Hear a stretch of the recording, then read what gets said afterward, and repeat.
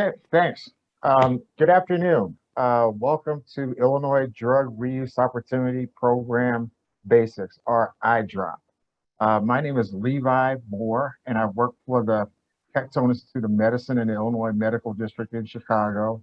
And I'm also one of the IDROP Coalition co-founders. Uh, the reason why we're here, well, it's taken over a decade almost, but in 67 days, Illinois will have a prescription drug repository program, which is the function of iDrop. So over the next 75 minutes, we want to try to give you stakeholders a sense of, where we're at, what it is, and here are the segments that we're going to. We're going to start off with a little bit of history about iDrop, and then we're going to talk about something that some people don't think about, but drug repository programs have a significant environmental impact that's completely positive. Then we're going to go into how it impacts some of the more critical stakeholders that are part of our coalition. The Illinois Association of Free Clinics and the people that they serve, the people that will most benefit from having a drug repository program in Illinois. Then we're going to shift to what I call the big panel. We're going to have experts, local, statewide, national, who will, in a conversational format, that will also have chat, that will give you the opportunity to listen to, where we're at, how is it going to function, how is it going to function for people who want to donate, or how are drugs sent, what about receiving. So we're also going to go into some legal liability issues, and we'll also deal with things that we may not even know the answer to yet, because this is evolving and we're at the start. But uh, we be prepared to ask questions. We got a great panel set up for that. Then we're going to transition to what I call a ride on the mothership. The mothership is essentially our website. Uh, this is going to be the vehicle that I think is best set up right now for you to get information on just the act, what you can and can't do. As things are updated, you can go to that. Please to sign up so you'll be able to receive the updates. And also this webinar, which is also available on Facebook Live and YouTube, will be available to watch on demand. So if you have any colleagues that are not able to attend today, they'll be able to look at it at their leisure.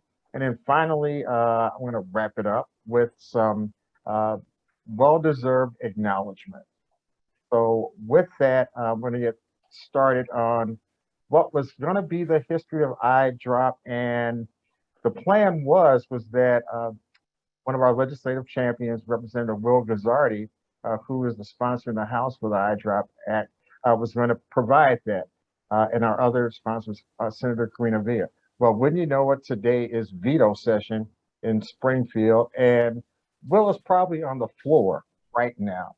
So in lieu of that, I'm going to give you, well, it's going to be kind of a little story, essentially how this sort of started. About 5.5 years ago, my boss, Dr. George Dene, who is a retired nephrologist, was reading an article in the Wall Street Journal about this not-for-profit in San Francisco called Serum. And so Dr. Dene at that time, was still volunteering at free clinics. And so he had a real good sense of the needs and how important it was to get prescription drugs to these clinics. So he said, okay, can you do something about this? Okay. So I cold called George Wong, one of the co-founders of Serum, and that's when it started. And we did some due diligence and realized that, wow, people have been trying to do this for like 6, 7 years prior to that. There were obstacles, things of the nature. And so we floated some test balloons. We ran it one time to see what the opposition was. And so we were stuck. And then through this bizarre stroke of luck, at a Bar Louie in Chicago, the strangers met up, and that was the forming of the iDrop Coalition. And next thing you know, we run the bill again. We pick up supporters, a lot of you out there listening on this webinar, and then we hit this hot streak. We go unanimous in the House, unanimous in the Senate, and now we're here, 67 days out before IDROP is actually going and activated. So that was like the little history of IDROP and how we got here to this date. And so now we're going to transition to environmental impact. And we're lucky enough to have the Deputy Director of the Illinois Environmental Council, Colleen Smith, who will provide some insights on that. So Colleen, floor is yours. Thank you so much for having me, and bear with me as I just switch over here. Always a few technical changes. I can never stand in for Representative Guzzardi or Senator Villa. They are strong environmental champions, and I'm so glad they sponsored this legislation. And it is an environmental issue when we talk about pharmaceuticals in our environment. Really quickly, for people who probably aren't as familiar with the Illinois Environmental Council, we've been around since 1975.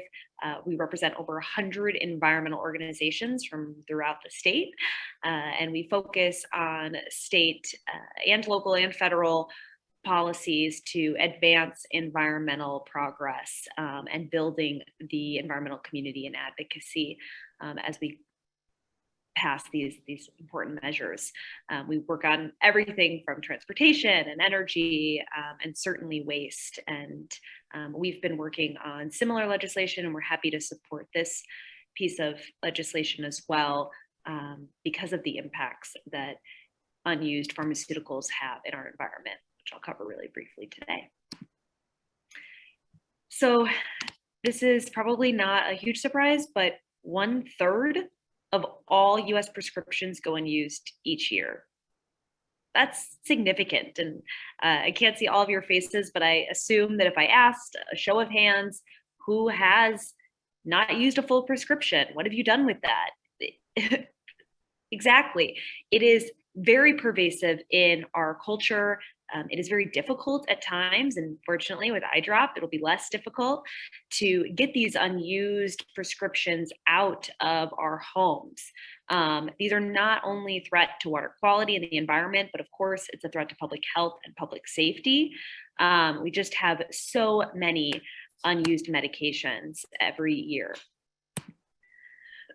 And when people dispose of their medications and they don't know how to do it properly, there are two ways. They either throw them in the trash or flush them down the toilet. Let me be clear, neither of those is an appropriate way to dispose of pharmaceuticals. Our wastewater treatment is not designed for flushing out the chemicals of pharmaceuticals. And when these end up in our landfills, once again, those chemicals are leaching into groundwater and contaminating potentially people's drinking water. So the only effective way to get pharmaceuticals out of our environment is drug collection programs and making sure that individuals and communities have simple, have safe, and effective ways to dispose of their leftover medicines like the IDROP program. When we talk about the dangers to our water, we really do mean that traces of pharmaceuticals are in the drinking water of some 40 million Americans. You know, 1/3 of all prescription drugs going unused, many of those finding their way into wastewater treatment and landfills. All of that means just thousands of tons of chemicals that are making their way into the water that we're consuming. But beyond that, again, because our wastewater treatment systems aren't set up to process these pharmaceuticals, it actually disrupts the processes to break down wastewater as well. And so this is an expensive problem that is impacting both sources of our water infrastructure. And beyond that, and where we can see it most visibly, is in aquatic life and habitat.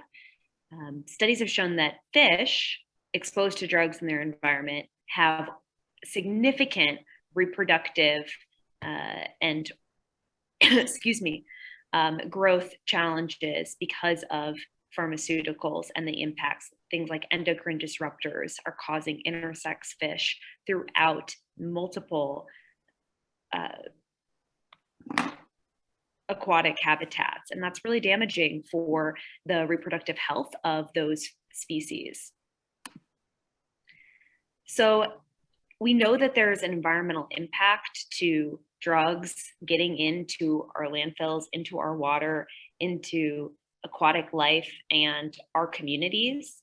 And again, the only way to really effectively stop these from being disposed of improperly is to have safe and simple and effective and accessible collection programs. To date, those have largely been funded by local governments and retailers and not by the corporations that produce these drugs. And that is another initiative that the Illinois Environmental Council and several partners have been working on for a few years. With Representative Jennifer Gong-Gershowitz is a bill to require a statewide drug stewardship program that would require producers fund these efforts statewide.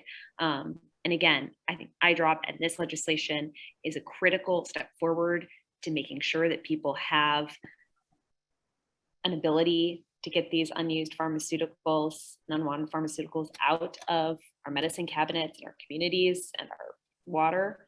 And we can do more to make sure that throughout this state, every resident has safe and accessible access to a drug collection and drop-off program. And with that, I will just leave you with my contact information.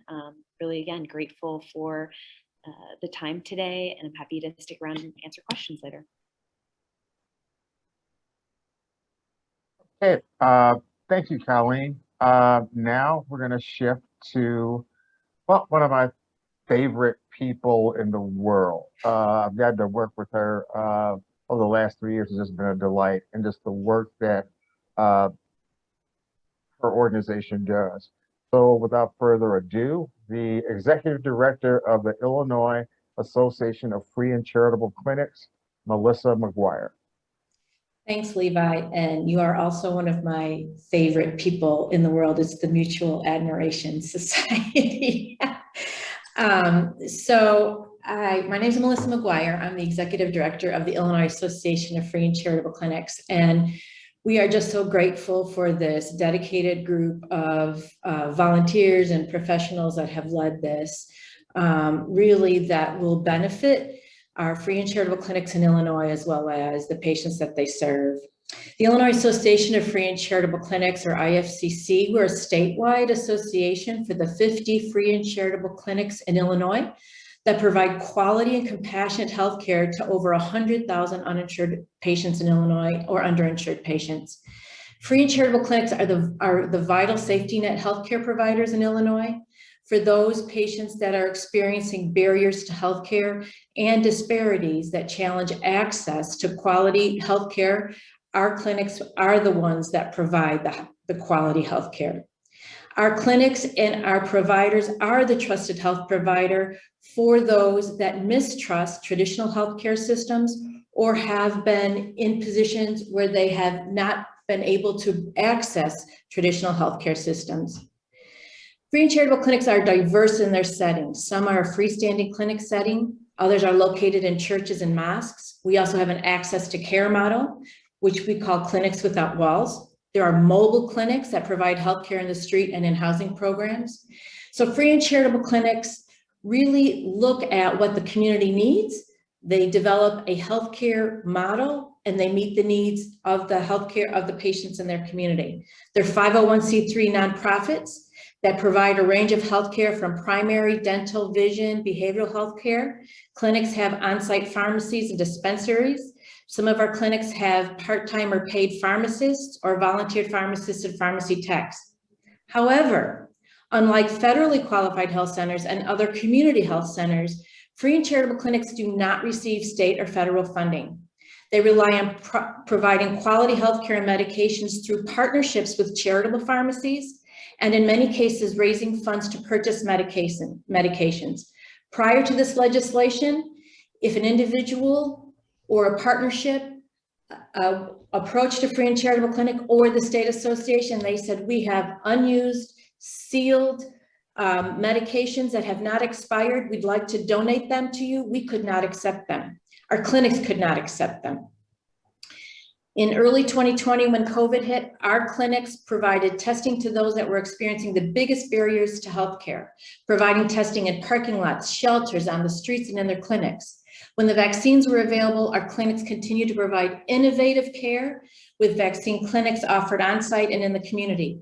But at the same time, their patients that were managing chronic health conditions were told, stay home, don't go out, don't access services. So our clinics were faced with, how do we provide the chronic health care needed by our patients? Our clinics reported that the most common chronic health conditions that they are treating with their patients are hypertension, diabetes, asthma, high cholesterol. Those are the conditions that require constant medication and medication management. So when our clinics asked what are the biggest barriers to care for the uninsured and underinsured patients that they serve, our clinics reported that access to medications was the biggest barrier for our clinics. When we look at the patient health outcomes of our clinics, of the patients in our clinics, we see that our clinics are able to manage hypertension, manage diabetes at the same level as federally qualified health centers. So when COVID hit and our clinics were looking at innovative and creative ways to manage COVID, they had patients that had chronic health conditions. They wanted to maintain the quality health care that our patients could provide. They were faced with a huge challenge. Many times when resources were going out to the state, when resources were going to federally qualified health centers, our clinics were second, third, fourth in line for tests, for vaccines, for PPE. When this legislation came, it was a bright spot. It was a bright spot to say to our clinics, we see you, we hear you, we want to provide the resources for you. I'm pleased to say today that our clinics are aware and online for resources for COVID vaccines, for COVID testing. They continue to look at many different resources to recruit providers through telehealth. Now with this legislation, we have another resource that we can provide for our free and charitable clinics. So we're pleased to be able to be part of this coalition to learn about how our clinics can best access these important medications. And I'm sure that we will learn from today some of the important resources. So again, thank you, Levi, and for everybody in this coalition that make this possible. Melissa, thank you. Colleen, thank you. And now it's time for the big panel. So I'm going to hand this off to a person who is an oncology pharmacist at Swedish American Regional Cancer Center in Rockford, but who is also one of the co-founders of the IDROP Coalition. So Elizabeth Lindquist, the show is yours. Thanks, Levi, and thank you to everyone for being here. It was great to hear how IDROP is going to help the environment, how IDROP is going to help free and charitable clinics and patients in need. And now we're going to talk about kind of the nuts and bolts of what is this Illinois Drug Use Reuse Opportunity Program Act.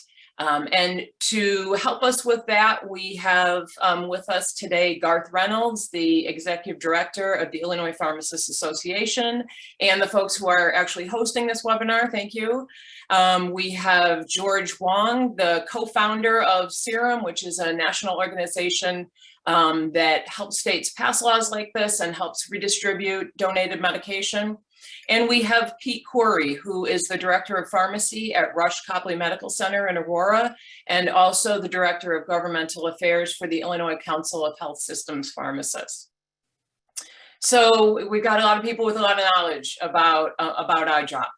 And I think though the first, for especially for any healthcare professionals, definitely any pharmacists who are on the call, this concept of drug donation and reuse is pretty foreign to most of Illinois healthcare professionals, and to be honest, maybe a little scary.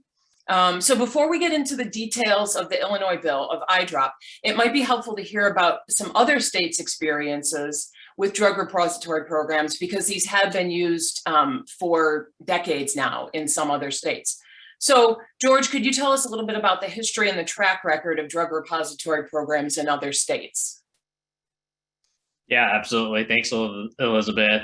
Thanks everyone for having me. You know, it's funny, just to make a slight commentary, is that, you know, as we do this work across the country, it honestly, like, I'm not exaggerating at all, that the coalition that's formed with these individuals and the leadership from Elizabeth, Levi, Alan, Melissa, Garth, all of you all is really outstanding. And it's really above anything that we've seen in any other state around the country to start one of these programs. It's really a testament to, I think, the effort here, and also speaks to, I think, what a great future this program can have in the state. And so we're super excited and proud to play a little role in this.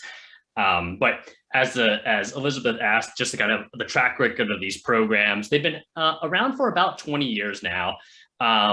In one shape or another, states basically had this notion that, hey, there's all this unused medicine, unexpired, it's safe, unopened, that's currently going to waste. And they're thinking about it in terms of both, hey, from an environmental perspective, like Colleen mentioned, and then also from a medication access perspective, like Melissa talked about, in the sense that, hey, this doesn't make any sense when there's a neighbor or a nursing home or a pharmacy that has surplus on this side of town, and then there's a individual, a patient, a family that could use that drug on the other side of town. And so they have passed these laws over the last 20 years all across the country to really get access to, the estimates are in the billions, about $11 billion of surplus medicine that's usable, that's destroyed every year in the US. And then the other side of the equation is the 1 in 4 folks in the US that can't afford their meds to stay healthy. And so it started off with a few states at a time, and slowly it's now gone to about 40 states in the country have some sort of legislation like IDROP on their books. It's taken Illinois a little bit longer than some of the other states to get to where we're at now, but I actually think that IDROP and this particular legislation is a very good framework for how these programs can operate, and I think can actually be an example for other states to model after, especially as this program gets up and running. I have to say there's quite a wide variation in whether or not states actually have operationalized these programs, and so there's some states in which there's, on one end, the entire state has a central program that's being operated in part and supported by the state. And then on the other side of the spectrum, there are a bunch of states that don't have anything operational, even though they have laws on the books. And then there's a bunch in the middle that have local programs that are run in certain counties or townships or cities by local nonprofits or free or charitable clinics, et cetera. To date, you know, our estimates that probably over $200 million of meds have been donated throughout these types of programs since they've existed. That number is probably quite conservative. Again, another conservative number is about 600 or so tons of medicine have been redistributed that would otherwise gone straight to destruction. I would say that, you know, from a you know, not only does it help directly, obviously, the patients to have access to affordable, free, in most cases, medicine, you know, that has a ripple effect in the community, because it's helping not only that individual patient stay healthy, but it's helping that family that is making a choice oftentimes between rent, food, transportation, education, and the meds that they need to stay healthy. And so it really, the impact is quite huge and really does affect not only those individuals, but the community at large. And then the last thing I'll say about community is that as we've been doing this work for the last 10 years, the groups that end up participating in these types of programs around the country are just phenomenal. They're very collaborative, a lot of sharing of best practices and knowledge about how to make these programs run efficiently, and really at the end of the day, use the medicine that can be used and get it to folks that that can really need it. So. Thanks, George. Thanks. So one thing I forgot to mention is that if you have any questions, please type them out in the chat. We've got a few prepared questions, but I'd really like us to be able to answer the questions of all the participants too. So do feel free to put your questions in the chat. I might not ask it like immediately, but we'll get to it, I promise. So, thank you, George, for that overview. We've seen that prescription drug repositories have been successful in other states. As George mentioned, we put some improvements in the bill that we've got for Illinois. But it is, lots of things we have lots of things to learn about it. So Garth, could you go over kind of the big picture overview of IDROP? What are those things that every healthcare professional in the state of Illinois should know about IDROP when it takes effect on January 1st, 2022? Thank you, Elizabeth. And I think you teed it up and really summarized it right in those last couple sentences, that we're going to be learning a lot as we go forward here in the next coming months. And, pharmacies will, the law goes into effect on January 1st. Now, there's still going to be a lot of questions, because we don't have, and I know we'll get to it a little bit later, we don't have any additional rules on it at this point, but that allows for a lot of interpretation. So we're casting a wider net, and because this is supposed to be going to patients for medications being redistributed, redispensed to intensive need. So this isn't going to be going to patients who have active health insurance. And so we're wanting to make sure that, as for pharmacists that would be voluntarily, and hopefully many of you, if you are pharmacists, will be voluntarily participating in the program, and in helping take back medications and getting those medications out of the system, because a lot of times they go back to, as Colleen was talking about, medication take backs, and that just goes, and those get incinerated there. And I think some people think that giving medications back to a medication take back program means they go to somebody who can use them, and they absolutely do not. And so that's one great thing about how, with the IDROP program being established under this law, and that'll be going into effect next year, we can help take some of that medication that goes completely wasted and help getting it to someone, which then overall decreases overall healthcare costs, because we have less medication that we're having to duplicate for use in the system. And so pharmacists will be able to take that medication back, and hopefully we'll have other entities that'll be established that'll be able to take medications back from patients as well, and be able to, now we're not talking every single medication, so no controlled substances. Also, a lot of chemotherapy medications, especially if they're under a RIMS program, are not allowed as well.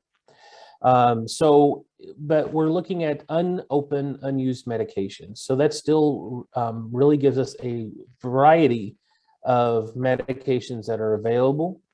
And I think we'll have unfortunately, in some cases, we'll have a huge channel of supply from mail order waste. And I think that's one good thing that this bill will be doing, will be help redirecting a lot of the waste from mail order pharmacies and getting it back to patients who do need it, instead of it going to complete waste in pharmacies, where a lot of community pharmacies take those medications in and incur the destruction costs. So we're actually really helping a lot of different parts of the system as we go along. Now, but as I said, there's going to be a lot of questions as we go forward. And I know we have a couple of questions in the chat, so I'm going to stop here and I'll take a look at those, and Elizabeth can redirect back. Okay, great. Thank you, Garth. So I think maybe I'll just say like one kind of big picture thing for nobody who's well, and I will alert everyone to the fact that we do have a nice frequently asked questions list on the website, which I put at the top of the chat, ilrxdrugrepository.org. We also have a very reader friendly version of the actual bill. so you can actually read what the definitions of all the words are and whatnot. But basically, IDROP allows any pharmacy, any healthcare professional who's legally able to possess prescription drugs to accept donations using their own paperwork. I mean, there are records that you have to keep, but we don't have specific forms or a specific registration or any registration that you have to do with the state to participate in this process. And then the bill very clearly delineates who you can redispense those medications to, and how to go about doing that, and the kind of records that you need to keep. So there are a variety of different ways that there are a variety of different levels of involvement that pharmacies, clinics, and healthcare professionals can levels of involvement in this whole IDROP program. And some are, there's just a lot of variation there. So, Pete is a director of a very busy hospital pharmacy department. Everyone knows that we are all super swamped in healthcare. Nobody has time to be implementing big new programs, and especially as soon as January 1st. So Pete, could you comment on some of the different levels of involvement that different clinics, pharmacists, healthcare professionals, institutions could have with IDROP? Yeah, so currently, like most health systems, we have a lot of outpatient clinics. And at those clinics, many of the patients that come see us bring back medications or turn them in because they don't need them. And all the outpatient clinics filter it back to me. So all these medications, currently, when they come back to me, I send them off to get destroyed. Now going forward, after January 1st, I could possibly do something different with it. One unique thing is that, I volunteer at a free clinic in the Joliet area. And what I plan on doing until we can get something up and running in our health system is, I will be sending these medications to this free clinic for them to be able to utilize. So if you're a pharmacy that receives medication and you don't have a process in place, maybe you could utilize that, reach out to a free clinic in your area. I know in the Chicagoland area, there are many clinics like that. We also have a specialty pharmacy within the system, and I can foresee this down the road, maybe having, a good use there when some of those medications, if let's say a patient passes away and they return a lot of their high dollar medications, they could be utilized in one of our specialty pharmacies. Mm-hmm. So yeah, there are just so many different possibilities. And I think that's one of the things that when, depending on your history, what your previous knowledge is of drug repository systems, people kind of hear about IDROP and they just kind of automatically think of one thing, free and charitable clinics or something else. And, I'm in a similar situation to Pete in that I work for a healthcare institution that does dispense specialty drugs, and we can, and so there are various ways that we can recoup some of those medications and provide them back to our own patients. And it just kind of takes a little bit of time, I think, of folks sitting around and thinking about the exact provisions of this bill and how they could adapt it to whatever they're currently doing. One of the things that is a little bit confusing too about IDROP is that previous versions of this legislation have actually instructed a particular department within the state of Illinois to start a single drug repository program, and maybe hopefully provided some funding for it. IDROP doesn't do that. IDROP doesn't direct any particular department to start a particular program. It doesn't provide any state funding for that. It basically just lets all of us healthcare professionals do this on our own and absorb the cost and all that. But because the bill was written so very, very specifically, there are some things that have been confusing about the Joint Commission on administrative rules. So usually a bill gets passed, it gets into this committee called the Joint Commission on Administrative Rules, and whatever department oversees that, asked JCAR to write rules. Garth, could you kind of comment on how that is playing out here, or not playing out, or doesn't need to play out? So yes, Elizabeth, and you bring up a really good point with JCAR. Usually when the General Assembly passes legislation and becomes an act, there's usually accompaniment at some point of administrative rules. And there is nothing saying that there won't be rules for IDROP at some point, but there's no requirement in the act that for it to go forward, it has to have the administrative rules in place first. And there are many acts that don't have administrative rules. I'll give, for instance, the Hypodermic Needle and Syringe Act. It has never had rules attached to it and has been legislation for over 30 years. And so, but IDROP has been put into the segment of the compiled statutes, which does have oversight from the Department of Public Health. So if rules would come up from that, it more than likely would come from the Department of Public Health.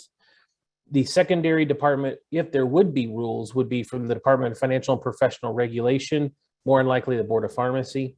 But primarily it would be the Department of Public Health that would have primary oversight for any rules if it was deemed necessary to have them.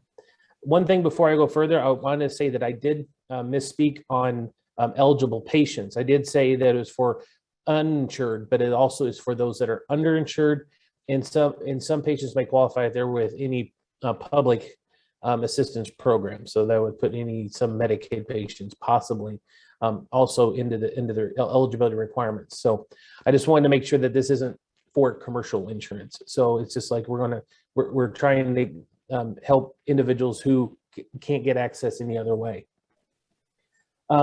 Elizabeth, before I go back on JCAR, is it okay if I go ahead and address some of the questions that were in the chat as we? Oh, sure. Okay. One of the questions that came up was for how pharmacies should segregate medications for use. That needs to be done by a pharmacy by pharmacy basis. Your policies and protocols should mirror what you would do for a return drug. And return drugs, according to the rules from the Pharmacy Practice Act, require that you quarantine it. So if you do have medications, even if they require temperatures, storage, they do need to be segregated, and you need to mark them as such. Will there be a list of available medications? There may be at some point, but I think at least not at the very beginning. We won't have a complete list.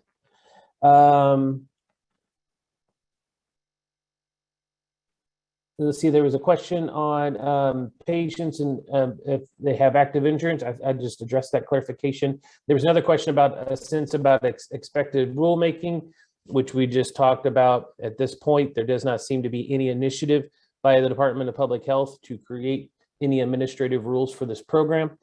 Someone's asking, will the program include the reuse of naloxone and or opioids? Well, opioids are a controlled substance, and therefore they are prohibited to be used in this program. Naloxone would have to be a naloxone dosage form that would still be in date and completely still in its sealed manufacturer package. So depending if it's still in that could be something that could be dispensed out to patients. Another great question about, is there any level of data collection as to why the medications are being returned, such as mail order waste, dose therapy changes, medication non-adherence?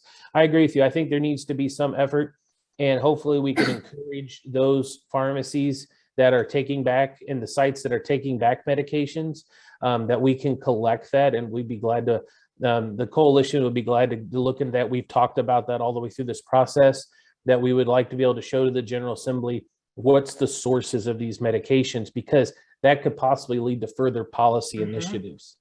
And then there was a, let's see here, mention of, let's see, already hit on that one.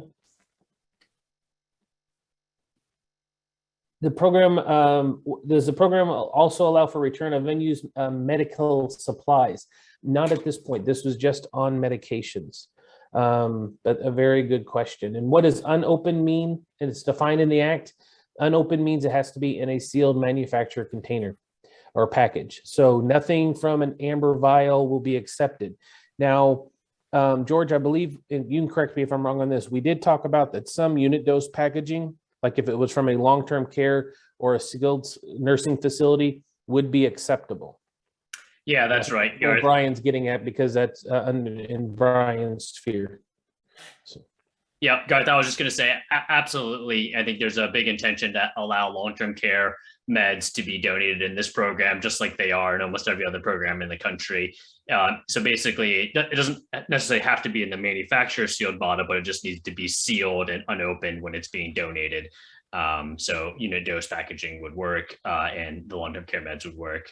Just to make a note, it's a great question. One of the previous ones, Garth, about just tracking why there is surplus. And it's super interesting as we've done this work that it absolutely is because of patient events that are folks are leaving or coming in and out of various healthcare settings. Doses will change there. Folks are being titrated on and off different types of medicine to get the right amount.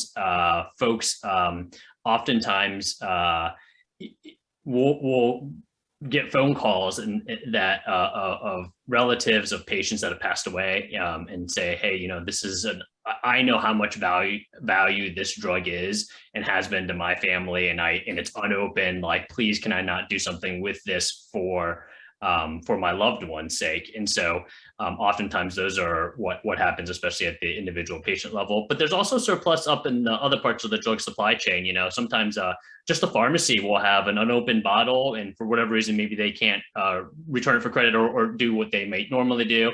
And in those instances, donation's a great option there too, because folks that Melissa's free and charitable clinics can definitely use those bottled meds that may be 6 months from expiration or even lower, that a traditional retail pharmacy or other type of pharmacy may not be using.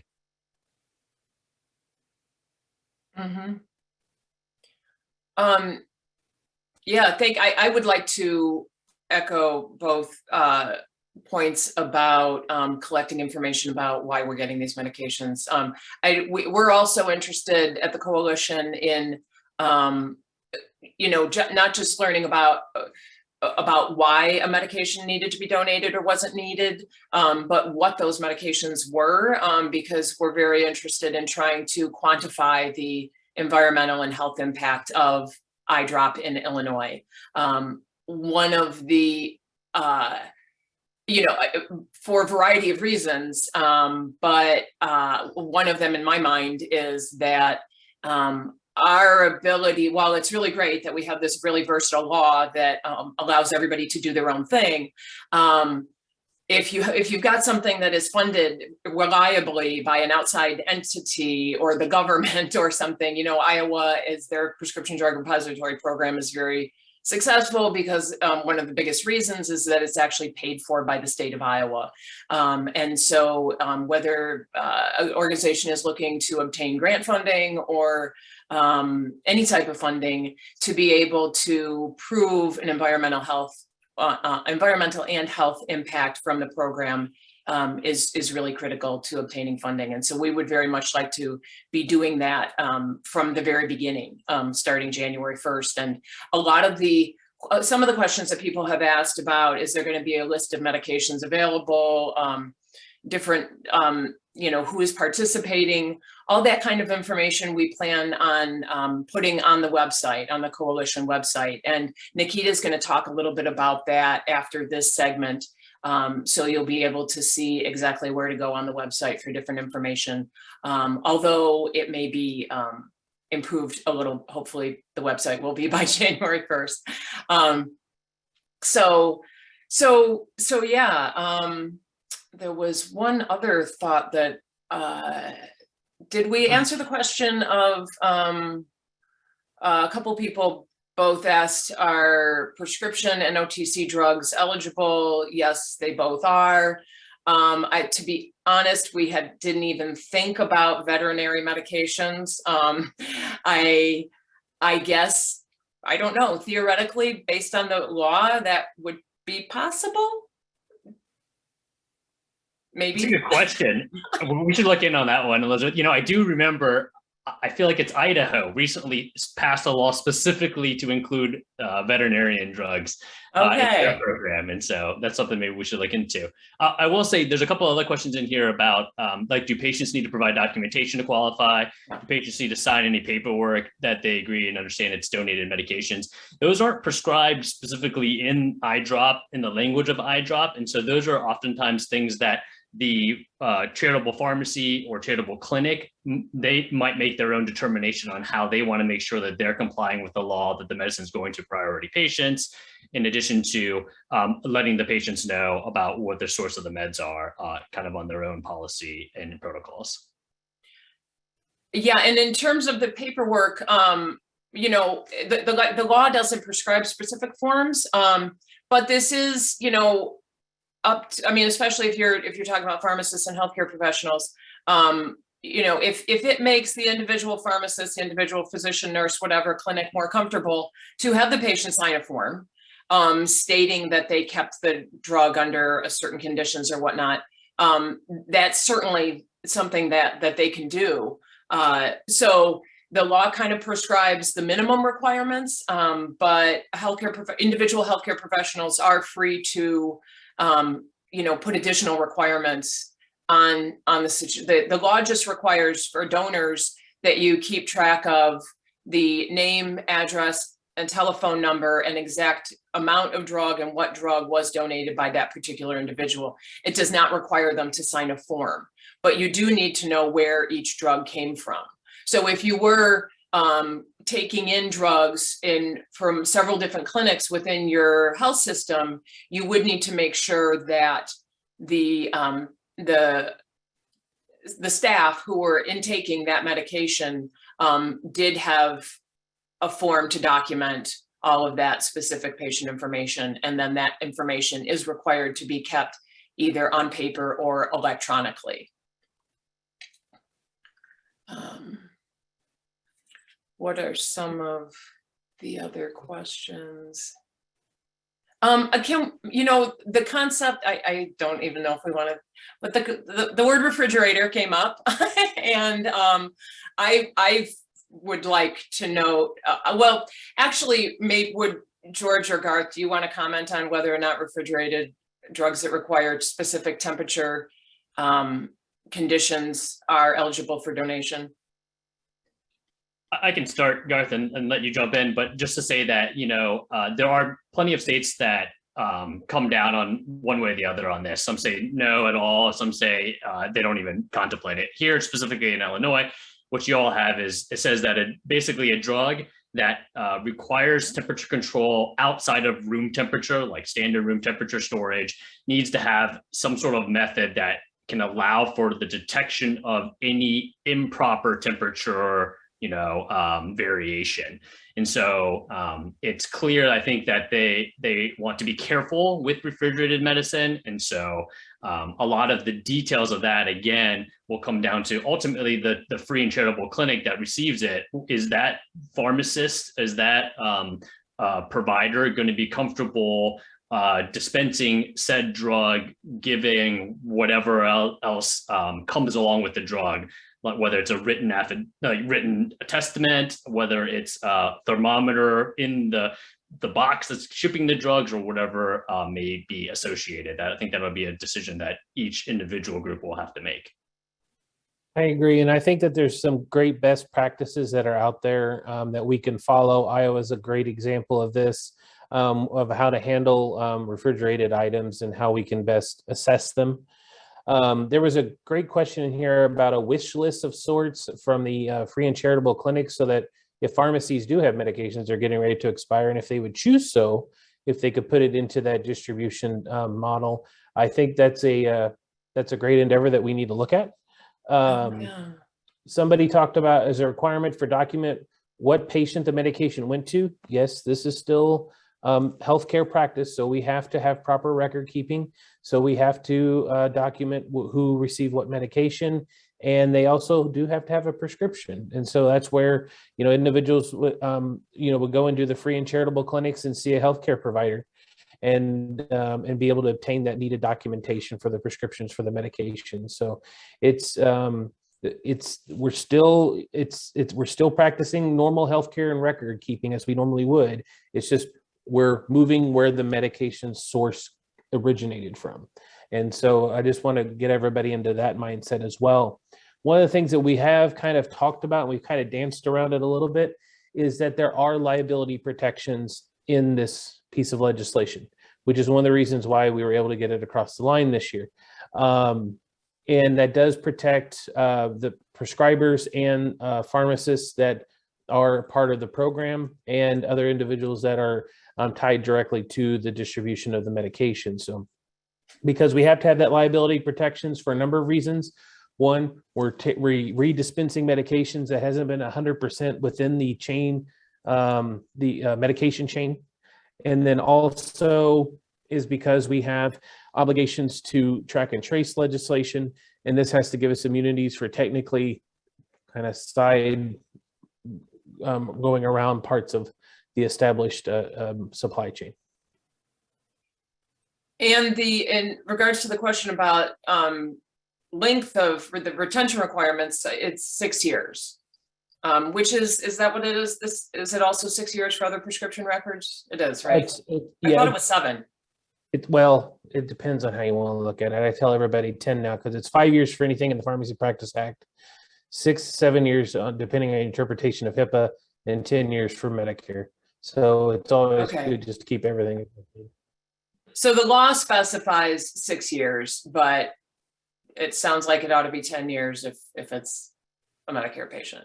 And to you know, if I do want to clarify one thing too, the requirements or the definition of priority patients is patients who are indigent, uninsured, underinsured, or enrolled in a public health benefits program.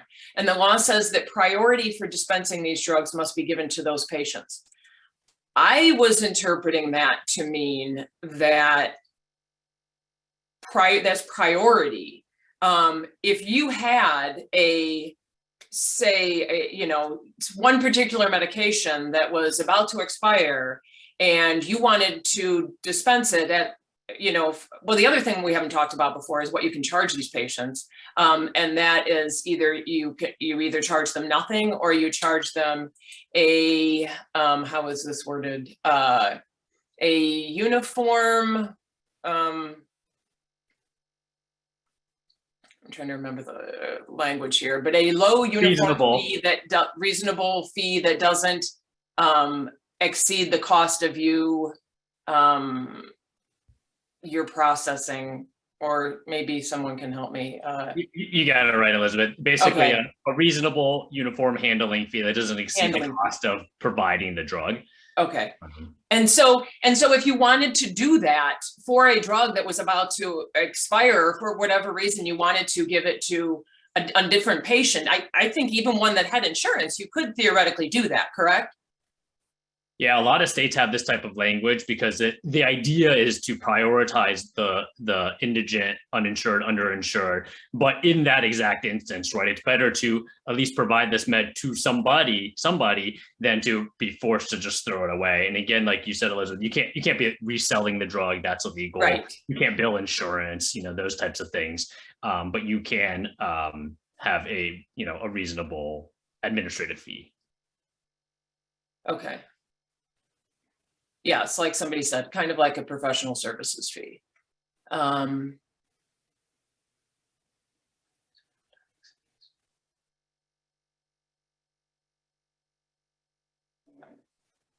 don't understand this question. If a patient becomes uninsured, can they use a valid prescription and that be used at a pharmacy that has redistributed medications, like a script transfer? Oh, you could transfer a prescription to a different pharmacy that had this medication. The other thing that we have, and dispense it to that patient in need. Yes. So I think the answer to that question is yes. And the other thing that we didn't hit on too much is that it is permissible under the law for recipients of donations, meaning a clinic or a pharmacy that was receiving a donation, it is permissible for them to then donate it to another pharmacy or clinic. And so, you know, that is possible too. And since this is all just about making sure that these drugs get in the hands of patients in need, and not go into landfills and incinerators, and nobody's really making any money off of it, I think you know, I think we've already demonstrated an ability to work together, you know, in this coalition, and I'm hoping that moving forward, pharmacies and clinics are willing and able to work together to share this supply of donated medications that we get. And it would be possible for different pharmacies or clinics, even spread across the state, to share some kind of common database, even if it's just a big spreadsheet where pharmacy XYZ, clinic X ABC, I'll just list what medications they have in stock and are willing to share them, especially if they're geographically close. That's easier because obviously shipping costs money too. And we're trying to do all this as a teeny tiny amount of cost as possible. But kind of having a virtual shared inventory to share between pharmacies, I think is a really great idea too. Because we're always going to have a limited amount of donated drug, and the donated drug that you have on the shelf might not match up with the patient that you have standing in front of you. And so it's always a good idea to share that information, so wherever that patient is, they could get that donated drug. So I just wanted to say here, just a reminder that the FAQ link is in the chat. And so please do continue to look back at the FAQs, because as what we've stated today, as we get more clarification, may change. Mm-hmm. So please do go back and take a look at that. And because we'll have more and more resources as we get closer to the first of the year. Yeah. And as was mentioned when we were talking about JCAR, it is possible that additional rules are implemented either before January 1st or after January 1st. I will note that it is not possible for anybody to hold you responsible for rules. You know, they can't implement rules retroactively, but you do want to make sure that you're aware of any rules moving forward, any rule changes moving forward. Because yeah, nobody's going to knock on your door and tell you what those are. It's up to us to know that. So we'll be trying to distribute that information. Elizabeth, I love the idea, just to go back to the wish list notion that someone put in the chat, that's something that Serum's done for other parts of the country, and we'd be happy to work with IDROP, obviously, and get that type of database up and running, so that there's a just transparency into where the meds are, and help out making sure that the meds get to the right place in a timely manner. Mm-hmm. Yeah, those two ideas kind of do tie in. Yeah. Well, if there aren't any more, anybody else have any comments to, towards the end of this segment before we move on? Okay. So let's then, we've talked about a lot of different things, and one of the biggest things is the need to continue to get information moving forward, the need to continue to communicate moving forward. And so Nikita Deshpande is a fourth-year medical student at the University of Chicago College of Medicine, heading into internal medicine, and she is going to walk us through the website and talk a little bit about the role of the coalition moving forward and how you can keep in touch with that through the website. So Nikita? Yes, awesome. So let's all look at the website together here. So here's our homepage. Right off the bat, want to invite anyone viewing this to enter their email on our homepage to get updates as we have more clarification about how this bill will be implemented. And then some other useful things we can see on the website. So for more information about the coalition and links to the organizations that make up the members of the coalition, you can click on the Who We Are tab on the homepage.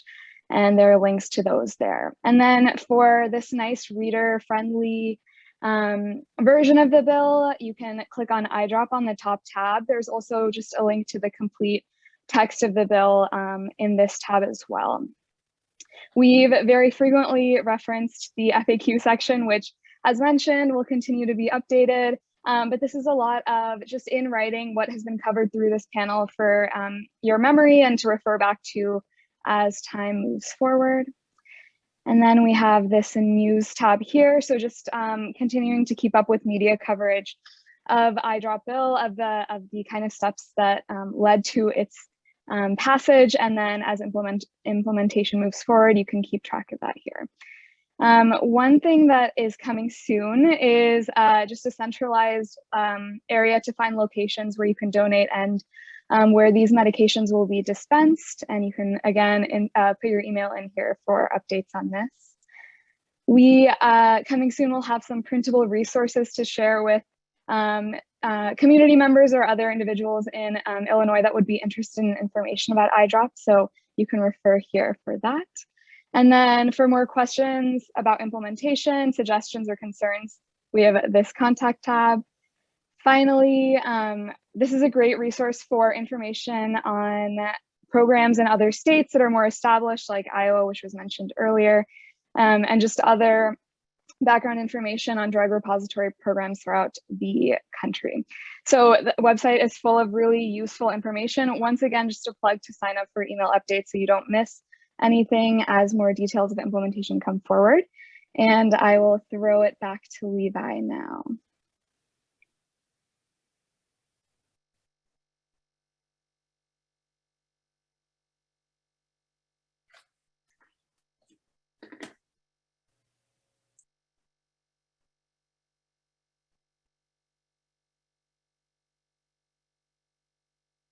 Okay, well, everyone, thank you. Been great.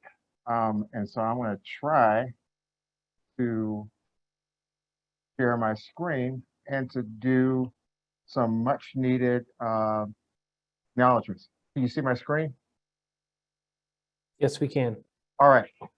First, to our champions, our sponsor in the Senate, Karina Villa, and who was with us from the start when the coalition got going and really caught fire, Illinois State Representative Will Guzzardi, who are actually on the floor probably in Springfield during veto session. And I really want to give a special shout out for putting up with our constant emails and phone calls. Kate Peterson, who is a legislative assistant to Senator Villa, and to Emily Melby, who is Representative Guzzardi's chief of staff. I also need to mention, we couldn't have pulled this off because, like I mentioned at the start, there was a point where we ran the table in both the Senate and the House, and it was due to the whipping, nudging, jockeying of in the state Senate, Jacqueline Collins, Dave Syverson, John Connor, Lori Ullman. In the House, Elizabeth Hernandez, Jonathan Carroll, Tom Dimmer, and Lakeisha Collins. And of course, we have to give ultimate acknowledgement and gratitude to Governor J.B. Pritzker for signing IDROP. Just to give you a sense, this is the coalition that we were able to build out from our small group. And a lot of you are on this webinar, and we just really want to thank you for your assistance. But these weren't the only ones.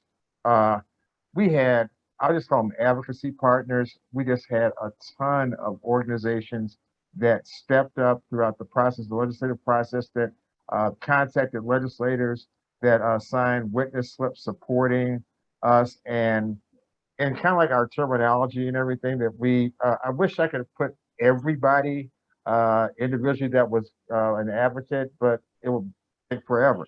And so at a certain point, we called them like the big marching band, like when you're in college, the big marching band shows up at the football game.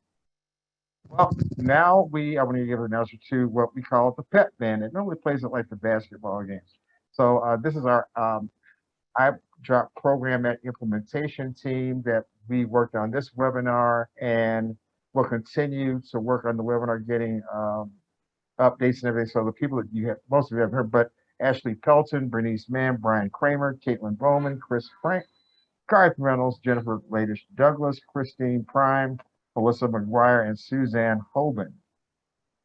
And well, the group that was there at the start, either I'll call us the Avengers or the Justice League or whatever, but at Bar Louie that dreary January afternoon, Nikita, Dr. Alan Hutchinson, Elizabeth, myself, Shannon Rotolo, and even though he was not with us at Bar Louie, George was there in spirit.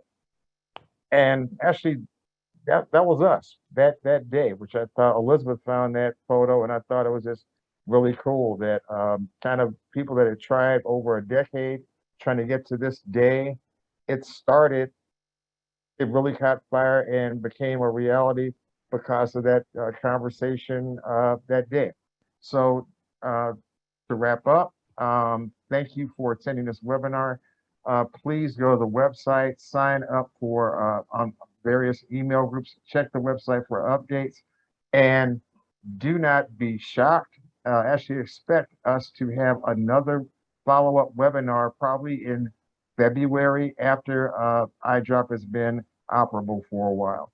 So that's it from us. Thank you and enjoy the rest of your day.